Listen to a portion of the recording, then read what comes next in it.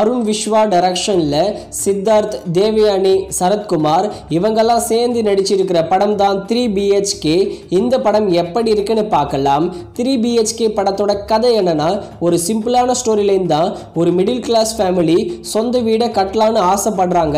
அதை கட்டி முடிச்சாங்களா இல்லையா, அதுக்கு நடுவில் நடக்க போற ஸ்ட்ரகிள்ஸ் தான் இந்த 3BHK படமே. படத்தோட ட்ரெய்லர் வந்ததிலிருந்து கண்டிப்பாக இந்த படத்தை பார்த்தே ஆகணும், ஃபர்ஸ்ட் நாளே பார்த்தே ஆகணும் தான் நான் நினச்சிட்டு போய் பார்த்தேன். நிச்சயமாக இந்த படம் எனக்கு சாட்டிஸ்ஃபைடாக இருந்தது. உண்மைக்கு நெருக்கமான படம் தான் இந்த 3BHK.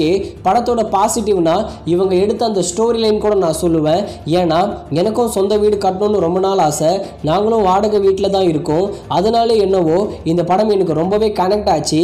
படத்தில் சரத்குமாருடைய பெர்ஃபார்மன்ஸ் ரொம்ப நல்லாவே இருந்தது. சித்தார்த்தும் அவருக்கு என்ன ரோல் கொடுத்தாங்களோ அந்த ரோலுக்கு சூப்பராகவே நடிச்சிருக்காரு. தேவயானி அவங்க சும்மா பேருக்கு படத்தில் இருக்காங்க, பட் அவங்களுக்கும் ஒரு டீசெண்டான ரோலை தான் கொடுத்துருக்காங்க.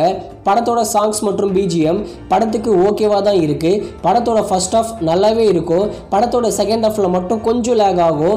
மற்றபடி ஸ்க்ரீன் பிளேலையும் என்கேஜிங் பண்ணிட்டாங்க.